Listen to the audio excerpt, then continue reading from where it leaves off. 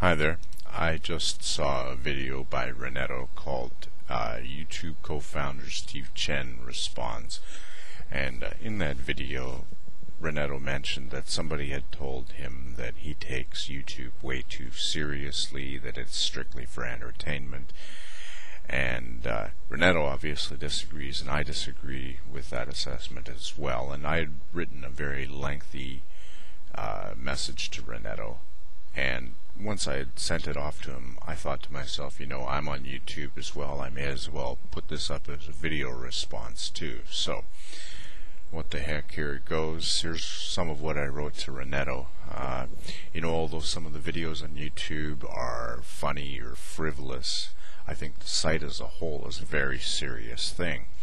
The slogan on the top left corner says broadcast yourself, and I don't think that people truly realize the full meaning of that slogan. Up until a few years ago, if somebody wanted to produce and distribute video, they had to become a part of the established video production industry. They had to be working for a TV station or for a television network or for a movie studio or something like that. And now with this technology that we've got available, anybody with a computer and a webcam can make videos, and they can be seen by millions of people, and it's free. Whatever your messages are, if you've got the most basic equipment, you can get it out there for anyone to see, no matter what it is. This is the same sort of advantage that sites like Blogger have given us with the printed word. They have allowed anybody to become a publisher, and they've allowed anybody to become a producer. And this is as big of a paradigm shift as the introduction of the printing press. Before the printing press was invented, the only way to copy books was to have somebody from a very privileged class, monks or scribes, to copy down books, by hand, very slow process. Once the printing press was invented, anybody who could afford to buy a printing press could produce books. They could produce many, many different types of books and produce lots of copies. They could produce they could produce plays, they could produce pamphlets, they could produce newspapers and make huge numbers of copies. Now, with sites like Blogger, sites like YouTube, you don't even need to be able to afford a printing press. Just with the most basic equipment out there, anybody has access to the tools of mass communication. They're tools that are freely available to all, or virtually free. This is going to have profound effects on us in ways that we've only begun to explore.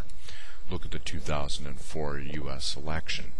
Before that election, you had a few blogs, but the blogs really started to kick off between 2000 and 2004. By the time the 2004 election rolled around, anything that any politician said, anything any pundit said, anything any newspaper or TV put out was analyzed and dissected, and you'd get things like the CBS memo that attempted to really tar George Bush, was exposed to be a fraud by little green footballs.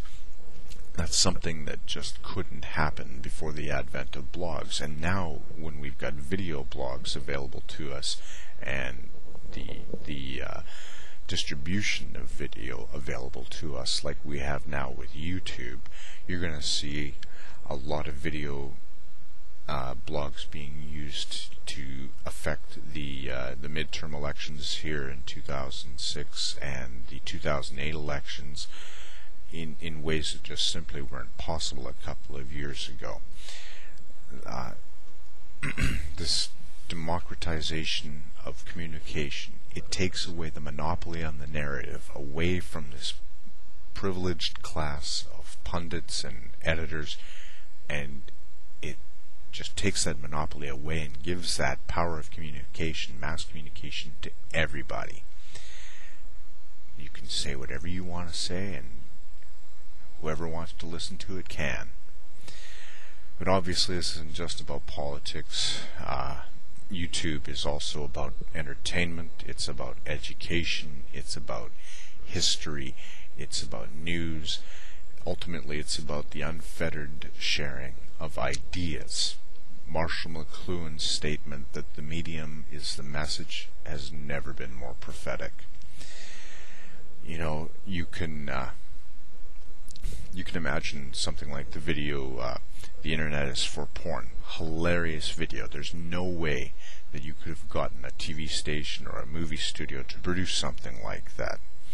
Instead, some guy sat in front of his computer, he had an idea, he thought, you know, hey, this is going to be hilarious. He made it himself, he put it out there, and, you know, hundreds of thousands of people have seen it, and it's truly hilarious, but you couldn't have done that 5 years ago. Now you can. Anybody can.